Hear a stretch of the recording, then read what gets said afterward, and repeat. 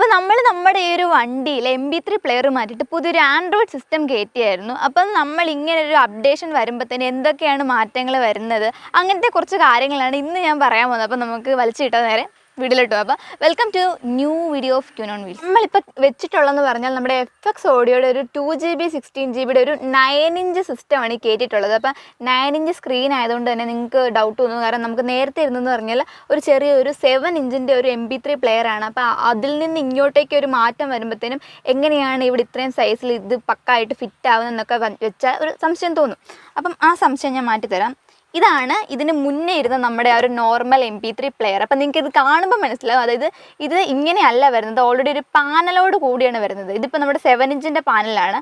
അതിൽ നിന്ന് ഇതാണ്ട് നമ്മുടെ പുതിയ ആൻഡ്രോയിഡ് സിസ്റ്റത്തിൻ്റെ പാനൽ, ഇതാണ്ട് 9" പാനൽ വെച്ചിട്ടാണ് ഇത് വരുന്നത്. ഇപ്പം പ്ലഗ് ആൻഡ് പ്ലേ ആയതുകൊണ്ട് തന്നെ ഇതിപ്പോൾ ഇൻസ്റ്റാൾ ചെയ്യുന്ന സമയത്താണെങ്കിൽ ഈസി ഫിറ്റ് ആണ്. കാരണം നമുക്ക് ഇങ്ങനെ കേബിൾ ഇങ്ങനെ കട്ട് ചെയ്ത് മെനക്കെടേണ്ട, ജസ്റ്റ് പ്ലഗ് തമ്മിൽ കണക്ട് ചെയ്ത് നമുക്ക് ഈസി ആയിട്ട് നമുക്ക് ഇൻസ്റ്റാൾ ചെയ്യാനായിട്ട് പറ്റും. ഇപ്പോൾ ആൻഡ്രോയിഡ് സിസ്റ്റം ആയതുകൊണ്ട് നിങ്ങൾക്ക് അറിയാമല്ലോ, നമ്മൾ ഫോൺ എങ്ങനെ യൂസ് ചെയ്യുന്നു അതുപോലെ തന്നെ സിമിലർ ആയിട്ട് ഈസി ആയിട്ട് നമുക്ക് യൂസ് ചെയ്യാൻ പറ്റും. ഇപ്പോൾ നോട്ടിഫിക്കേഷൻ ബാർ വലിച്ചിട്ടുവാണെങ്കിൽ നമ്മൾ ഫോണിലൊക്കെ കാണുന്ന പോലെ തന്നെ നമ്മുടെ ബ്രൈറ്റ്നെസ്, അതുപോലെ തന്നെ നമ്മുടെ വോളിയം, പിന്നെ നമുക്ക് വൈഫൈ കണക്ട് ചെയ്യാം, നമ്മുടെ ഫോണുമായിട്ട് കണക്ട് ചെയ്യാനായിട്ട് പറ്റും, പിന്നെ മെമ്മറി ക്ലീൻ ചെയ്യാനായിട്ട്, പിന്നെ settings, car settings, screen off, ഇത്രയാണ് നമുക്ക് നോട്ടിഫിക്കേഷൻ ബാറിൽ. പിന്നെ എന്തെങ്കിലും നോട്ടിഫിക്കേഷൻ ഉണ്ടെങ്കിൽ നമ്മുടെ ഫോണിൽ വരുന്ന പോലെ തന്നെ വരും.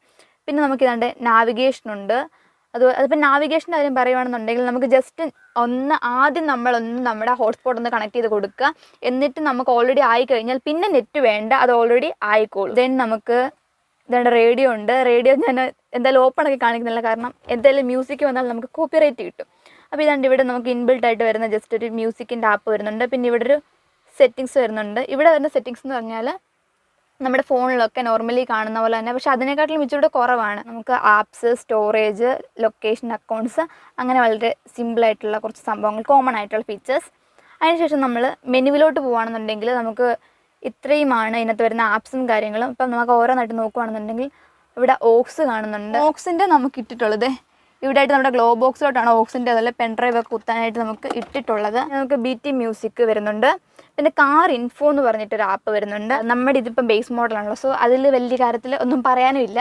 ഇപ്പോൾ കാർ സെറ്റിങ്സ് ആണെങ്കിലും കൂടുതലായിട്ട് ഇച്ചിരി വലിയ വണ്ടികളിലോട്ട് വരും. അതായത് ബേസ് മോഡൽ അല്ലാതെ കുറച്ചുകൂടി ടോപ്പ് എൻഡ് വേരിയൻസിലായിരിക്കും കൂടുതലായിട്ട് നമുക്ക് ഈ ഒരു ഫീച്ചേഴ്സ് എല്ലാം കിട്ടുന്നത്. കാരണം അതിലാണ് ഈ പറയുന്ന എല്ലാ ഹാർഡ്വെയർ സപ്പോർട്ടും നമുക്ക് കിട്ടുന്നത്.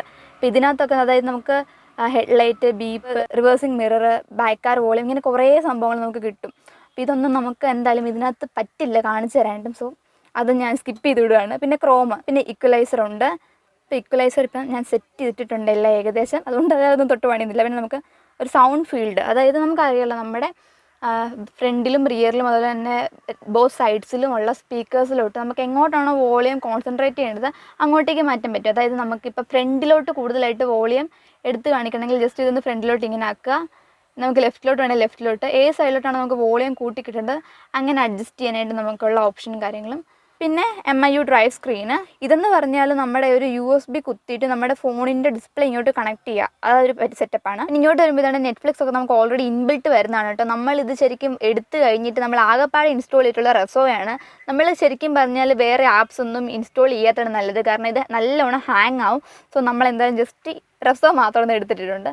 പിന്നെ അതുപോലെ തന്നെ ഇതാണ്ട് നമുക്ക് ഇവിടെ ഫോൺ എന്ന് പറഞ്ഞൊരു ഓപ്ഷൻ വരുന്നുണ്ട്. ഇതിപ്പോൾ ഞാൻ ഓൾറെഡി എൻ്റെ ബ്ലൂടൂത്ത് കണക്ട് ചെയ്ത് ഇട്ടിരിക്കുകയാണ്, അതുകൊണ്ടാണ് നിങ്ങൾ ഇങ്ങനെ കാണുന്നത്. അതായത് നമുക്ക് ആരെങ്കിലും വിളിക്കണമെന്നുണ്ടെങ്കിൽ ജസ്റ്റ് ഡയൽ ചെയ്യാം, കോൾ ചെയ്യുക. റൈറ്റ് സൈഡിൽ മൈക്ക് വെച്ചിട്ടുണ്ട്, സോ നമുക്ക് ഈസി ആയിട്ട് സംസാരിക്കാൻ പറ്റും. പിന്നെ ഇങ്ങോട്ട് വരുവാണെങ്കിൽ സ്പോട്ടിഫൈ, യൂട്യൂബ്, ഇതെല്ലാം നമുക്ക് ഓൾറെഡി വരുന്നതാണ് കേട്ടോ, ഇൻബിൽട്ട് വരുന്നതാണ്. ഒരു ടൂൾ ബോക്സ് എന്ന് പറഞ്ഞൊരു സംഭവം കാണാൻ പറ്റും. അപ്പം ഇതിന് മുന്നേ ഞാൻ നമ്മുടെ വാണിംഗ് സിമ്പിൾസിൻ്റെ ഒരു വീഡിയോ ചെയ്തപ്പം ഞാൻ പറഞ്ഞിട്ടുണ്ടായിരുന്നു OBD ടൂളിൻ്റെ ഒരു കാര്യം. അപ്പോൾ OBD ടൂളൊക്കെ നമ്മൾ കണക്ട് ചെയ്യുന്ന സമയത്ത് ഇത് എടുത്തിടുവാണെന്നുണ്ടെങ്കിൽ നമുക്ക് എന്താണ് എല്ലാ റിലേറ്റഡ് കാര്യങ്ങൾ, അതായത് RPM, അതുപോലെ തന്നെ നമ്മളിപ്പോൾ സെൻസർ കംപ്ലയിൻ്റൊക്കെ ആണെന്നുണ്ടെങ്കിലും കറക്റ്റായിട്ട് നമുക്ക് എന്താണെന്നൊക്കെ നമുക്ക് മനസ്സിലാക്കാനായിട്ടൊക്കെ പറ്റും, ഏത് സെൻസറാണെന്നൊക്കെ. അതുപോലെ തന്നെ ഇതാണ് നമുക്ക് GPS മോണിറ്റർ കാര്യങ്ങളൊക്കെ കിട്ടുന്നുണ്ട്. പിന്നെ ഇതിനകത്ത് തന്നെ നമുക്കൊരു ഇൻബിൽട്ട് ഒരു വീഡിയോ പ്ലെയർ ആപ്പും കൂടെ വരുന്നുണ്ട്. പിന്നെ അത് കഴിഞ്ഞാൽ ഇതിനകത്ത് കുറച്ച് ഡിഫോൾട്ട് വാൾപേപ്പേഴ്സ് വരുന്നുണ്ട്. പിന്നെ SW ലേണിംഗ് എന്ന് പറഞ്ഞൊരു ആപ്പ് ഉണ്ട്. അതായത് നമ്മൾ സ്റ്റിയറിംഗ് കൺട്രോൾ വെക്കുകയാണെന്നുണ്ടെങ്കിൽ നമുക്ക് യൂസ് ചെയ്യാനായിട്ടുള്ളൊരു ഇതാണ്. അപ്പോൾ ഇതൊന്നും നമുക്ക് കുറേ ആപ്പുകൾ ഞാൻ പറഞ്ഞത് ഇത് അതുപോലെ തന്നെ കുറച്ചുകൂടെ അപ്പുറത്തോട്ട് പോയപ്പോൾ തന്നെ നമ്മൾ ആ ഒരു കാർ കൺട്രോൾ കാര്യങ്ങൾ കാർ സെറ്റിങ്സ് ഒക്കെ ഉണ്ടല്ലോ. അപ്പോൾ അതൊന്നും ശരിക്കും നമുക്ക് നമ്മുടെ ഇതൊരു ബേസ് മോഡൽ ആയതുകൊണ്ട് തന്നെ നമുക്ക് ശരിക്കും ഇപ്പോൾ ഒരു ഉപകാരം ഇല്ലെന്ന് തന്നെ പറയാം. പിന്നെ അതുപോലെ തന്നെ വേണമെന്നുണ്ടെങ്കിൽ നിങ്ങൾക്ക് 360 ക്യാമറ ഇതിനകത്ത് കയറ്റാം. പക്ഷേ അപ്പോൾ വരുന്നൊരു പ്രശ്നം എന്ന് പറഞ്ഞാൽ ഞാൻ പറഞ്ഞല്ലോ ഇത് ജസ്റ്റ് ഒരു 2GB 16GB സിസ്റ്റം ആയതുകൊണ്ട് തന്നെ സപ്പോർട്ട് ചെയ്യും ഇതിനകത്ത് 360. പക്ഷേ എന്നാലും ആ ഒരു പ്രോപ്പറായിട്ടല്ലായിരിക്കും അതിൻ്റെ വർക്ക് ചെയ്യുക. അപ്പോൾ അതുകൊണ്ട് തന്നെ ചിലപ്പോൾ നേരെ ഉള്ളിടം വളഞ്ഞും ഒക്കെ കാണിക്കും.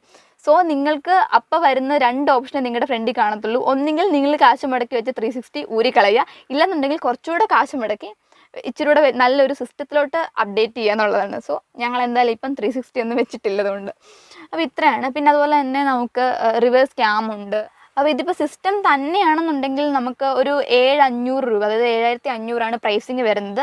ഇതിപ്പോൾ നമുക്ക് എന്തായാലും സിസ്റ്റം തന്നെ വെക്കാനായിട്ട് പറ്റില്ല. കാരണം ഞാൻ പറഞ്ഞല്ലോ ഇതിന് മുന്നേ ഇരുന്നത് ഒരു 7 ഇഞ്ചിൻ്റെ ആയതുകൊണ്ട് തന്നെ ഇതിപ്പോൾ 9 ഇഞ്ചിലോട്ട് വരുമ്പോൾ നമുക്ക് വെക്കണം എന്നുണ്ടെങ്കിൽ ഈ ഒരു പാനലും കൂടെ വേണം.